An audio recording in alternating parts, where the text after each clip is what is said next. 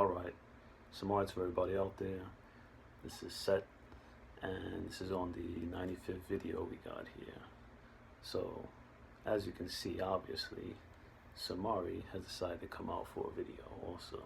It's been a long time SUMARI's been out with a video, man. I mean, you know, generally SUMARI likes to lay low and stay out of the spotlight, but I don't know. Today, I guess SUMARI was in the mood. Now, what are you doing? Alright. She want to go up there and relax. But I'm going to just talk, man. So, yesterday on that 94th video, we went into the whole ancestor game. And pretty much, I went into how to understand. Where are you going? Oh, she want to go on the sofa. Gotta keep an eye on her. She get into some trouble. But, yeah, man. So, now, a lot of people may think that I was putting down the ancestral, you know, working with ancestors and acknowledging ancestral energies, but I wasn't. What I was basically trying to put down was that, all right, think about this, right? You think of all these other so-called, you could call them magical traditions or spiritual practices, right?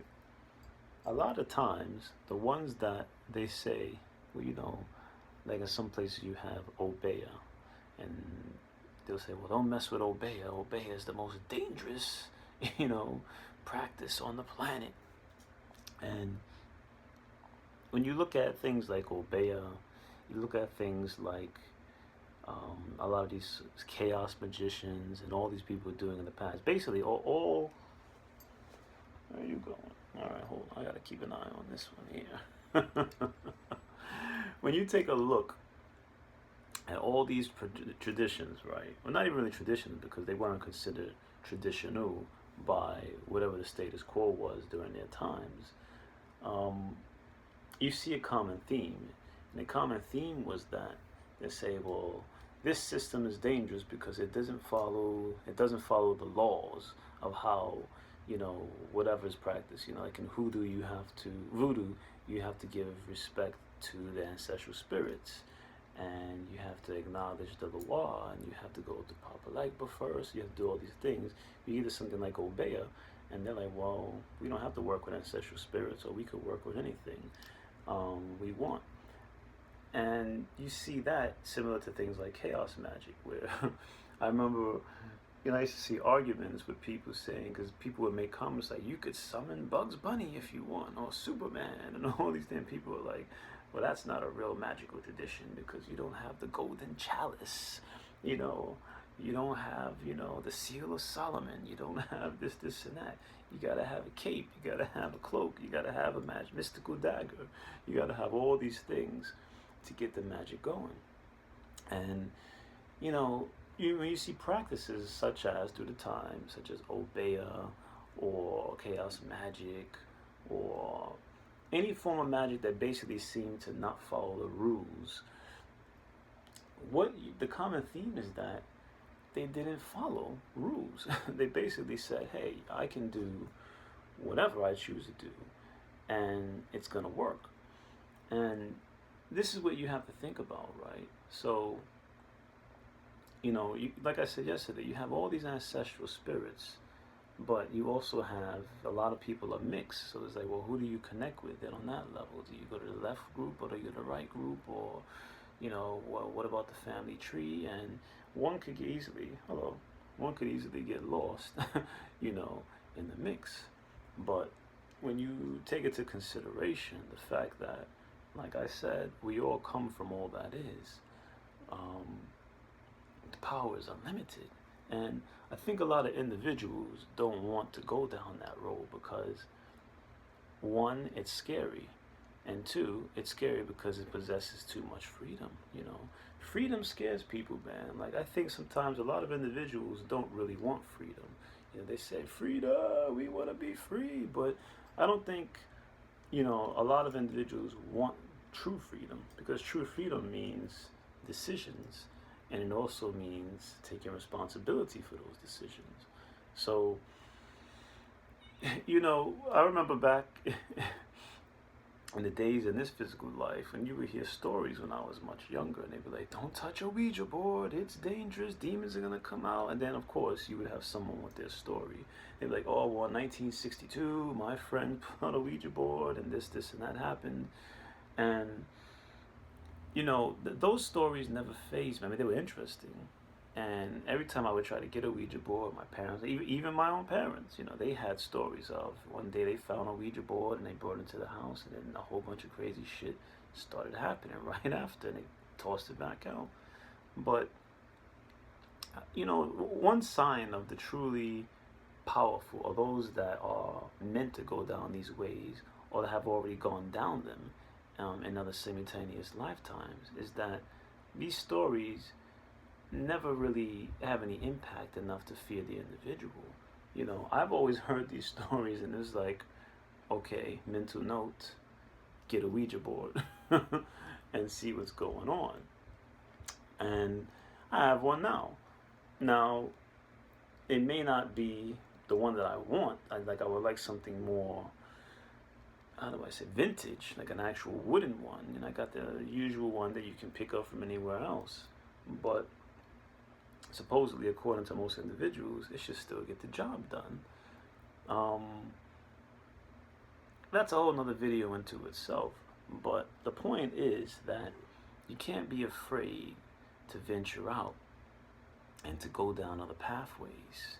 The truly powerful don't fear anything. You know, they work with what they want to work with. If they believe they have to do work within certain areas of fields, they don't stress out about what's gonna happen. They accept what's wrong with you? They accept that this is the way it is, and that, you know, they're gonna work what they want to work with. So you can't be afraid, man. You can't be afraid. Now, being afraid doesn't mean not having common sense or reflexes and stuff. Like, for example, right now you see just now, SUMARI jumped back, so I jumped back a few seconds ago in the video. Now, obviously, I'm not afraid of SUMARI because I'm holding SUMARI, and you know, in a very intimate level. No, I'm just kidding, but you know, I'm holding SUMARI here, and SUMARI has never bitten me. I never had any problems with SUMARI. But we still have reflexes. So just as she went, you know, and jumped back, as a reflex, I jumped back. So the point of that is that, you know, being afraid of things or having reflexes to things doesn't necessarily mean that you fear it. It's just a natural response of your creaturehood, man. Something jumps, you know, as of all the things I get into, and I get into some pretty heavy and wild stuff according to the normal individual, quite naturally, I mean, I'm still in my creaturehood here in physical reality. So if something suddenly right now jumped out of my closet that I'm not expecting, I'm gonna jump, you know, be like, oh shit. And then I'll react to it accordingly. I won't be terrified, but it will scare the shit out of me for half a second because I wasn't expecting that to happen. But it doesn't mean that I'll be, you know, cowered down or afraid to go forward. It's just that moment will be shocking. So, but yeah, man, you know, I know I'm veering off a little bit because I was starting off with Ancestors, but I think I said I was going to make a second video, but I kind of think that I said all I had to say yesterday. See, that's the thing too, is like, you don't need to have 100 videos ranting and going into the same thing over and over again. It's pretty much that simple, man, what I said. Accept the fact that you're a part of all that is, and you're connected to everything. Now, going back, when I was saying that it's too much power for most individuals, right? A lot of us, we want to feel connected to something, and that's understandable. You know, I understand that everyone wants to feel a connection to heritage or, you know, nationality, or it's basically anything, you know. It doesn't even really matter, you know, on the racial level. It's mostly to do with just wanting to belong to something. Everybody wants to belong to something. You know, this is why gangs, you know, get their initiates into gangs, and a lot of illegal activities are able to pull people in, and a lot of crazy religions and political groups and all kind of things. You know, they get people to join them because everybody wants to be a part of something. But my whole thing is, when you understand that you're already a part of it, it cuts down the need for wanting to belong. You know, I don't feel any needs of having to run out and, you know, I got to join a special group, or I got to form a group, or I got to do this and I got to do that. I mean, who knows if I'll do that at some point in the future because I want to, but there is no need. I don't have any feeling of I need to be a part of this. It's like the understanding of what it means to be, you know, SUMARI. I'm talking about SUMARI in general, not SUMARI here. Well, SUMARI is a part of it also, but, you know, it's like, to know that you are a SUMARI is pretty much to just know yourself and to understand. And the same applies to speakers also. I mean, knowing this information, you know that you don't have to be a part of anything because you're already in it. You know, it's like, you don't need credentials, basically. You know, you don't need credentials to prove yourself to anybody. You know, I laugh because I see a lot of things through the years. You know, you watch certain documentaries, videos, and I've said this many times.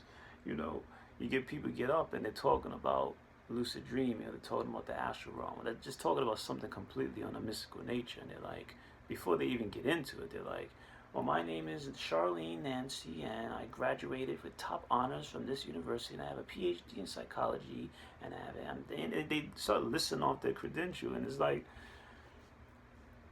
I mean, that's nice on a physical level, but what does it have to do with, I mean, you're getting ready to talk about some mystical things, some things of a multi-dimensional nature, but yet somehow you feel that in order to be taken seriously, you have to start shooting off and firing off all these, you know, academic achievements. It's like, did the ancients have these things? Did the ancients have, you know, academic achievements? I mean, going back once again, man, going back to the true nature of power and where does it come from? I mean, serpent worship has been around for, you know, thousands and thousands of years, if not even longer.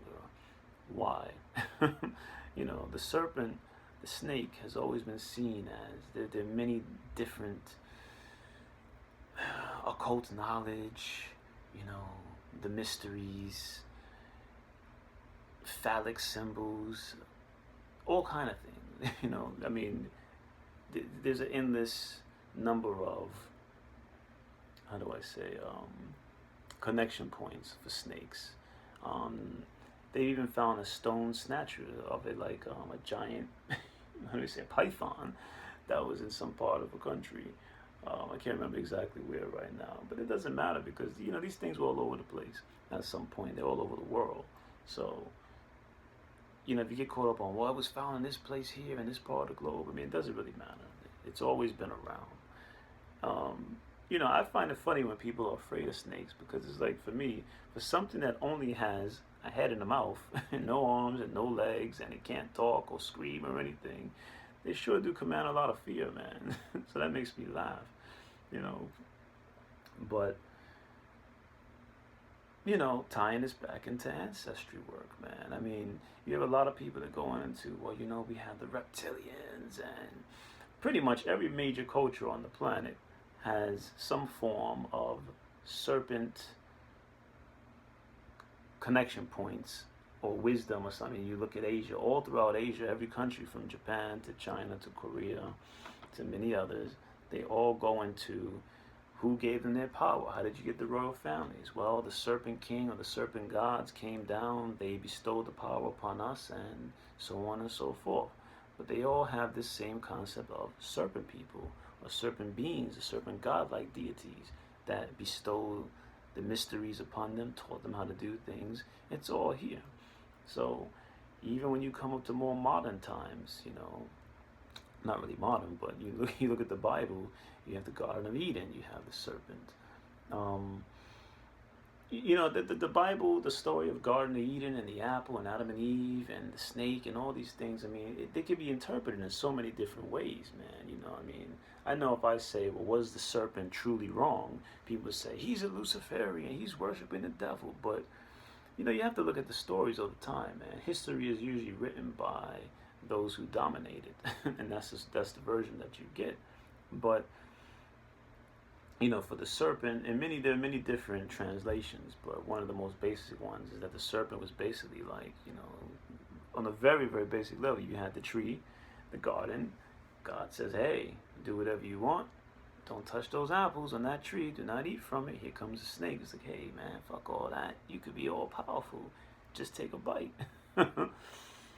That's one translation, but for others, you know, it's all subjective, man. Another person could say, well, I believe that the serpent was trying to help them and say, hey, why be a slave to one person's authority? You have free will. If you want to be knowledgeable and know what's going on, go ahead and take a bite and find out for yourself, man.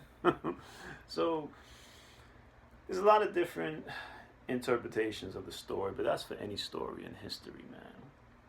But one could say, going back to the mysteries and snakes representing occult knowledge, you know, it's like, well, why do snakes represent occult knowledge? And this can tie back all the way to the biblical times, where people say that the serpent had the knowledge.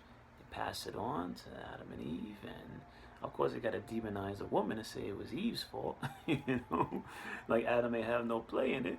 You know, but he still had to accept and say, okay, so obviously he wanted a piece of the pie too, or the apple, I should say. He wanted to be down and know what was going on as well. So a lot of different truths out there, man. A lot of different truths, and they're all true, depending on who wants to believe it. A truth is a truth if somebody believes it. I don't care what, even if it's not true. If 10 people say aliens are real, and a million say they're not real, for those 10 people, it's real. And that's just how it is. So you can't be afraid, man. You can't be afraid to go into the unknown. See, the unknown is where all the power lies. Anytime you see people saying, don't touch this book, it's dangerous. Don't go and, you know, don't do this ritual, it's dangerous. That means you got to do it. Because where they failed, you may succeed. But before you even get into that level, you have to go into, see, the reason people fail at magical practices, the reason people fail when they have, you know, these negative experiences, whether it be a demon attacked me, or I did this, you know, Ouija board experiment and the shit went to hell, because one, they don't truly believe in their own power. They don't truly believe in the power of whatever it is they claim they believe in. See, I'm one to say, people who claim they believe in God, the power of God is going to protect me. All you need is the power of God. But every time you turn around, they're looking for a fucking protection spell or an amulet or something to protect them. Either you believe in the power of God or you don't. You know, I mean, which one is it? You know, you say you believe in the power of God, but then you're looking for, you know, every form of protection that's ever existed to protect you from these unseen forces. It's like, see, me, I've never had any negative experiences with all this stuff, and I get into some really, for me, interesting areas of research. For others, dark places. You know, once again, it all comes down to the individual, man. People will look at me and things that I've done over the years, and they'll say, oh man, that guy is dark. He's into the dark side of things, you know. And it's a name, said SUMARI Dark Arts. But nah, man, it's not even about that. It's about, on one level, it's curiosity. On the other level, it's to know what's actually going on out there, man, and experience. For everything I've done, for every experience I've encountered, going into from the mystical to the multi-dimensional, which they're all connected anyway, but from all those levels, I can't say anything has ever really been so dark and so evil that, you know, it's shaking me to my core. I'll never do this again, because I know I'm protected, man. You know, everything is out here for us to experience.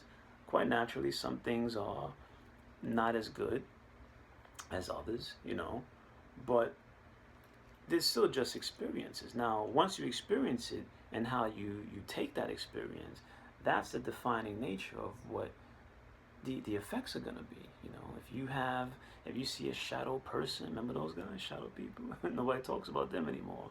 I wonder what happened. What's next on the list? Shadow fairies or some shit.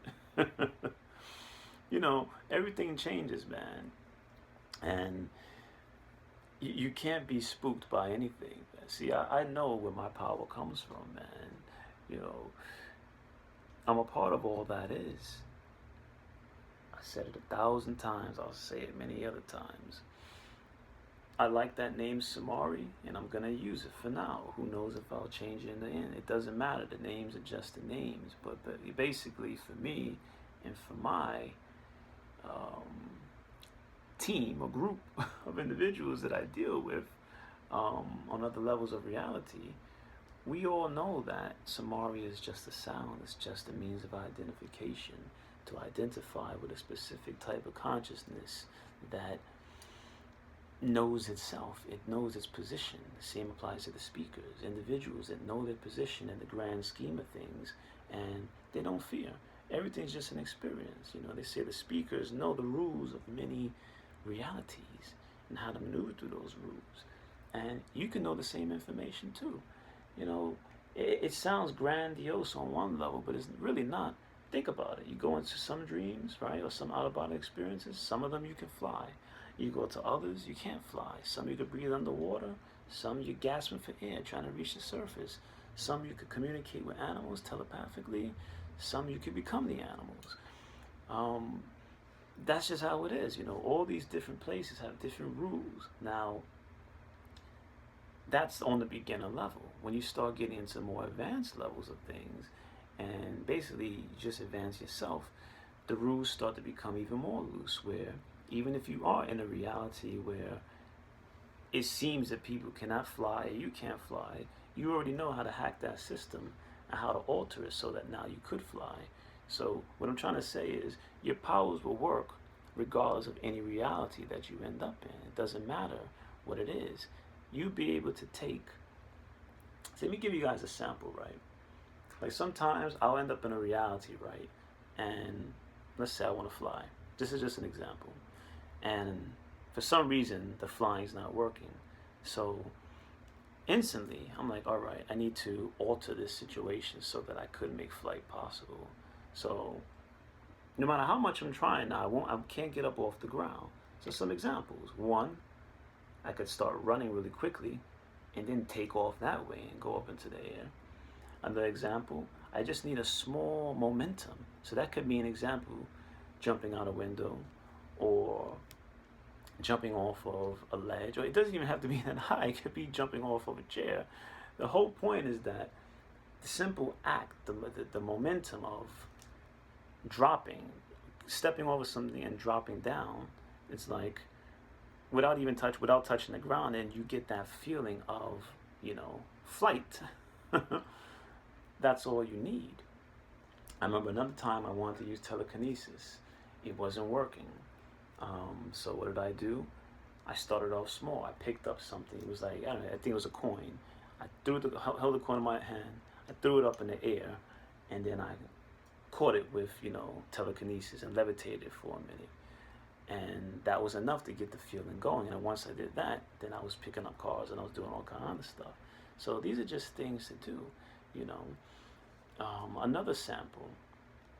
You know, a lot of times when you travel to other places, quite naturally, you know, like I said, many times there are places that are made by other individuals, some on a mass level, mass groups of individuals doing it together. Sometimes it's just you.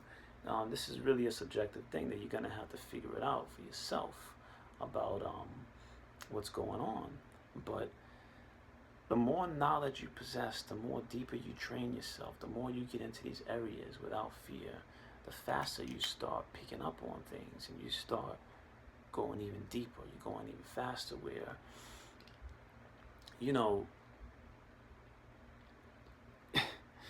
I lost my train of thought for a bit, because there's so much information coming through right now, and I'm holding SUMARI here. That's like double the power. But see, once again, you know, anything could be used for anything, man. You know, it's like a person could hold a snake and say, well, right now I'm channeling the greatest power, Luciferian powers ever. That's what some people could say.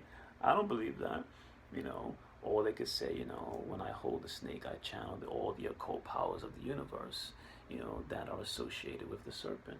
You could say anything you want. You could do anything you want. The whole point is if you believe it. If that's what you truly believe, that's what you're going to get. You're going to get what you put into it, man. You know, there are no exceptions. Whatever you believe is what you're going to get. So, back to the dreams, right? So, yeah. So when you're in these other states of reality, things start moving quicker, right? Because you've gone past the fear game. Like for a lot of individuals out there, you're gonna have to go through that, not because you have to, because it's what you believe you have to. Excuse me. I'm alone. That's what you believe you're gonna have to go through, you know. But as your experience grows, as you grow as individuals, like there'll come a time when you won't even have to worry about any of that. Like I don't have nightmares, man. I don't have nightmares. I mean, I said it before, nightmares make me excited because it's like, oh shit, party time, because I get to really let loose and do things. You know, I'll give you a good example, right? If you live in New York or maybe anywhere in the States, at least in America, you might see signs, right? And it's like, if you see something, say something. And that deals with, you know, suspicious packages on the train and shit, basically to prevent terrorism. But that's the famous line, if you see something, say something. And this applies to the things you experience as well.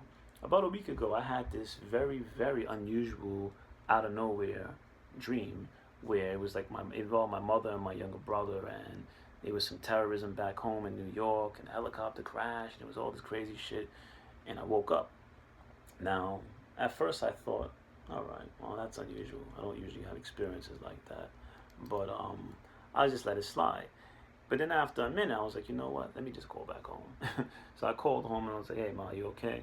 She's like, yeah, you're right. I was like, nah, I just had this experience, dream, vision, you know, and it was involving you and my brother, and, you know, it was like some terrorist shit. She's like, no, we're fine. Now, the point is, it may have been nothing. It may have been just an experience in another realm of reality. It could have been a premonition of something to come. But the whole point of if you see something, say something. It only takes a minute, man. You know, a lot of people don't believe in these things and, you know, whatever. But we all have stories of seeing things, premonitions, that's what they call them now, but basically piercing the veil to seeing other realities and probabilities that could be happening within your present moment point of your, you know, official line of consciousness. But it just takes a moment, man. I mean, you don't have to get into details. I mean, just making a person aware. If you see something, you don't have to get into, oh, yes, see, I was born a psychic, and I've been seeing visions since I was 5 years old, and they have a 90% accuracy. You don't have to get into all that shit, man. If you have a vision or an image of something happening to an individual or some event, just tell the person, man. You know, just say, hey, look, just be careful today. I just had a thought. It involved you. This is what I saw, but I'm just letting you know. Just be aware. Just keep an eye out. And you never know, you could save that person's life in this physical reality. Me calling my mother, you know, maybe, yeah, of course, nothing happened, but who knows? Maybe if I didn't make that phone call and something did happen, that's something that would have affected me for a long time, because, like, I had the vision and I didn't say anything, you know. So when you see things, act upon them. I mean, you don't have to get all crazy about it, but just take note of them. And if it involves people you actually care about or love, you know, if it's possible, just drop a little line. Say, hey, be careful today out there, man. You know, this is what I saw, blah, blah, blah. It doesn't matter if they believe you or not. You know, that's another thing, too. Information, people are going to believe what they want to believe. They don't have to believe anything you say. But trust me, they'll take note of it. And if you tell them this is what I saw, and they're out in the daytime or nighttime or wherever, and they start to see these things, trust me, they're going to go back to what you said. Oh, shit, wait a minute.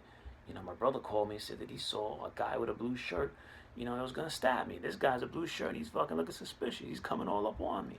You take note of things, man, you know. So there's just some certain things to think about, man, you know. Now, the power, man, the power. You guys all want the power, man. I can't think of any other way to make it any more simple, man. That's what I said yesterday. the true power, it all comes from the understanding that you're connected to the source, you're connected to all that is, you're connected to all the powers of the universe. It's just that accepting point that individuals have a tough time with, man. They can't accept it. It's like there's a strong need to identify with specific groups, sometimes small groups. And when I say small, I mean on a larger scale of things, white and black is a small group, if that's what you want to believe in. You know, I'm white, I'm black, Asian pride, Asian power, Indian, whatever. Doesn't matter. In the grand scheme of things, that's all trivial, and it's really small, because when you look at the wider scope, there's a whole lot of other things going on, not just in the universe. They say the universe is a big place. It's true. But non-physical reality is even bigger. So just think about that. See, concepts that go beyond space and time. If you say space is infinite, but non-physical reality is beyond infinite. I mean, what's beyond infinity? What's beyond immortality? These are things to think about. See, you have a lot of individuals, not deities, but, well, maybe deities with some, but conscious beings, consciousness throughout the universe, right? And when I say universe, I'm not talking about physical universe plus the non-physical. You have a lot of beings out here, man, and they all deal with different things. Some of them deal with emotions, and that's all they deal with, you know. And when they're in the non-physical, they deal specifically with emotions and translating emotions, you know, into forms instantaneously. But then you have other beings that deal with the actions that make emotions possible. See, that's two different things. On one level, you have entities that deal strictly with emotions, and in a whole nother reality, you have entities that deal with the power that makes emotions even a reality, to be possible, to have emotions. So, like I said, you know, not too long ago, you have many different categories. You have those whose job it is to maintain the status quo, because that is what they have decided upon. They want to sit around, they want to talk about politics, Justin Bieber's underwear size, and, you know, what other nonsense. And that's what they focus on. And that's, who knows, they might deal with that for one lifetime. They may come back, they may deal with it for a couple hundred lifetimes before they finally get bored of it. Everyone gets bored at some point. No one stays ignorant forever. So, you know, a lot of individuals, they might like it here. They like, you know, going through the rough life or going through physical life and dealing with all this stuff and leaving, coming back. That's what they want. For some other individuals, they don't want to do that all the time. They decide they want to go a different route. They might do this for one time, one or two lifetimes, and then say, fuck that, I'm not coming back yet. I don't want to do this anymore. But the point is, you have all these other realities around us, man, and in other stages, you know, of existence. And it's not all about physical reality. This is just one. I'm not saying physical reality is lower. Oh, this is the lowest reality. We're on a prison planet. We're in this. We're in that. All that. All those concepts of Earth being a prison planet and we're trapped, and that all has to deal with individuals that believe that we're trapped. And not only that, I'm not saying that there aren't those who want to keep things, you know, within a certain paradigm because it benefits them. But why do they have this power? Because we play along with it. You know, we buy into their perceptions of reality, and that's what gives them the power. You know, the best thing to do to take power away from anything is to not acknowledge its existence. Once you refuse to acknowledge something, all its power is taken away. It has no power anymore, because by you not even acknowledging it, that means it doesn't even come within your reality, your perceptions. It completely, you bypass it. Because it's like, think about war, right? A lot of us have never experienced war. Some of us have. People who have experienced war, it's because they live in war zones, or they join the services and they want to go to war, or they know they're going to have to go to war at some point. Those of us who don't believe in war, we don't want a war, we never want to even touch a war, we avoid all those areas. We don't join, you know, the military. We don't go to countries that have war. We stay out of areas that have conflict, and so we never experience it. And that's because of our beliefs. We don't believe in it, so it doesn't happen to us. Now, I'm quite sure there are those who do experience it, and they don't want it. You know, people who live in certain countries where war is just something that goes on based on other individuals trying to force their reality upon others against their will. But you know, the point I'm trying to make basically is that things happen. If you do experience something that you don't want to be a part of, then you find a way out of it. There's always an option. There's always choices, man. It might not be easy to go the route to avoid them or to make the new decision, but it's still a choice. You know, if you decide to stick around, then that's the choice. You decide to stick around. I mean, I noticed it was too difficult. I can't get away from it. But is that really true? I mean, have you really tried everything in your power to escape that situation? Or have you just tried the bare minimum? Just some things to think about, guys. So, now I know I jumped around a little bit in this video, you know, going from ancestors back to power and dreams and all that. But, you know, that's just the nature of reality, man. Being spontaneous, and everything is, you know, happening at once. I'm pulling information in from all different areas. I don't like that word channel, so I'm not going to say, oh, I'm channeling the energy from the heavens. But this is just information that we all have access to, and I'm just a little bit more perceptive to it. That's all. Because the reason I'm perceptive to it is because that's where my attention goes. Attention goes, energy flows where attention goes, you know, basically. You know, wherever you focus on, that's what you're going to get. I focus on the biggest the biggest scheme of things and the larger picture. And so that's the information that I come into, man. But, you know, it's weird, right? Because you live in physical reality. I live in physical reality as well, you know.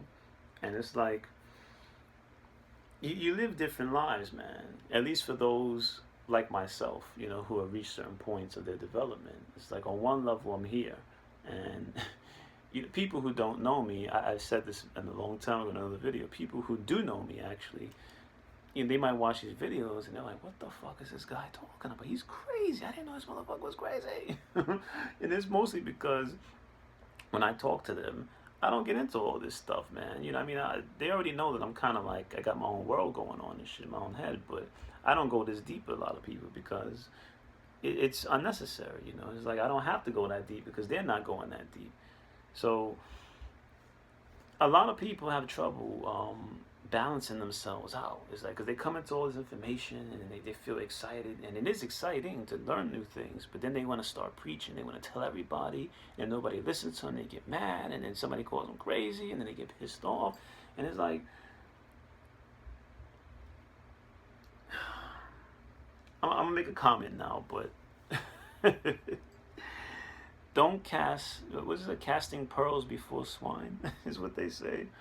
Now, I'm not saying people that I talk to everyone is swine or pigs, but the point I'm trying to make is that, you know, you don't talk to a virgin about sexual techniques and how good sex is. You don't talk to, you know, a mortician about advanced mathematics.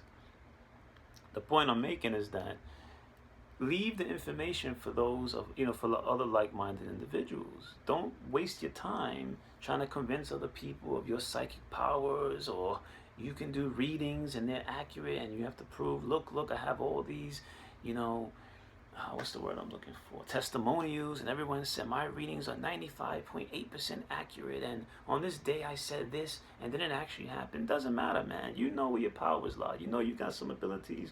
You know you got some talents. Don't worry about trying to convince everybody else of it. When you try to do that, you always start losing more power, because you end up at a point where you try so hard that when it doesn't happen or it doesn't come true, then you start doubting yourself. And you don't lose your powers just because, you know, people say that you don't have powers. You lose them because you make yourself lose them by doubt, through doubt. You know, when you doubt yourself, you just start losing all that energy, man, that you've built up. So I don't make predictions. I've never said I predict on this day, you know, August 27th, you know, this is going to happen. Nobody knows what's going to happen, man. Everything's happening already. It already has happened. It's just a matter of, is it going to happen in your official line of consciousness or not? Sometimes you might get it right, and it might happen exactly as you said it would play out. Sometimes it doesn't happen like that at all, you know. But yeah, that's why it's all subjective, man. You know, when you go into your own states of reality and you go in, that's when you have greater control over things. And even then, things will happen that you don't expect. I make you guys laugh on it, right? Because, like, there's other portions of yourself that, see, a lot of us are so hard on physical reality, you know. We're like, yo, man, fuck physical reality. This is a prison planet. I'm trapped. I want to get out of here. I can't wait till I die and move on and this and that. But what you don't realize is that there's other portions of yourself that, man, that they dream of being here. They would love to trade positions with you. They want to be where you're at. They want, you know, that 9 to 5 job lifestyle. That's a fantasy for them, to be able to wake up in the morning, eat breakfast, a solid breakfast that doesn't, you know, shape shift and change into something else halfway through the meal, or, you know, the tables don't jump up and start trying to attack them and stuff. I mean, they live in these realms where everything is basically shifting and changing, and nothing's really solid. And physical reality, you know, one part of a physical reality is, and this is what a lot of others don't understand, is that if you've never been physical and you've only been in the non-physical, which a lot of us were before we did have these experiences here, you don't have any concept of, see, just like how we don't, I'm trying to break this down, right? A lot of individuals can't imagine or have concepts of multidimensional reality, or thoughts suddenly manifesting and becoming real at the moment. So they have to go across the world. They got to go to temples. They got to do psilocybin, mushrooms, ayahuasca. They got to do all this other shit to get it, because they have difficulty comprehending it. Now, those are usually for the real rigid-minded. They're more lean towards a scientific way of thinking, and they have difficulty using their imagination. But on the flip side, in non-physical realities, you have individuals that they can't imagine this, living in a solid world, world that seems solid anyway. You know, things are not suddenly just manifesting. Things are not suddenly changing from one thing to the next. You know, the dimensions and sizes of walls and buildings aren't just keep fluctuating in and out, big to small, to a grass field, to an ocean. This is how non-physical realities are. They just manifest endlessly into different forms and shapes, and, you know, according to the whims of the entity, whatever it is. So for them, it's like, wow, in a world where everything's just stable, that's fucking crazy. What are you talking about? So this is one reason why we come here, right? We come here to get this experience of, you know, having a, you know, things being solidified. And then when we leave here, we bring this knowledge with us into the other realms. And then you can have a more stable city landscape. You can create your own environment. You can create a nice penthouse in a non-physical realm that you manifest a physical body to enjoy in, because you know the experience of what it means to be physical and how things should be stabilized if you want to have the physical experience manifested, you know. So hope I didn't lose you guys on that. But yeah, man. Now this is a pretty long video, longer than some of my other ones, because I've been making them at school during my breaks and everything. But yeah, I just thought it would be nice to touch up one more and, you know, get SUMARI in here on some of the action. Now, SUMARI's gotten bigger, man. Not crazy big, because I control her feeding, and I don't want her getting too crazy fat and stuff. But I think she has a pretty healthy diet. Matter of fact, I gotta end this video because I gotta go feed her now. She's hungry. She shed her skin not too long ago. She got a nice, beautiful coat right now. Nice, beautiful skin gloss going on. And I know she's gotta be hungry. So I gotta go feed her nice sized rat. Which I know she's like, come on, man, enough of this bullshit. Let's get gopping. But, you know, SUMARI is a nice companion, man. You know, we talk a lot. We mostly talk telepathically, like words are unnecessary, you know. I look into her eyes, she looks into mine, and pretty much know what's going on. We send that communication down and stuff. But yeah, man, just some things. All these things are just things for you guys to think about. you know, just a lot of different things to think about, getting in touch with yourselves. And just to recap or to summarize, the main point of this video, yeah, as far as ancestral families and things like that, you can do whatever you want, man. You know, you guys want to work with certain pantheons or certain genetics or heritage tribes and things like that. To each his own. Have fun, you know, just enjoy it. But just remember that on the other side, you guys could be having, if you believe you're getting power from that and working with specific ancestors, you could be getting an infinite amount of more power.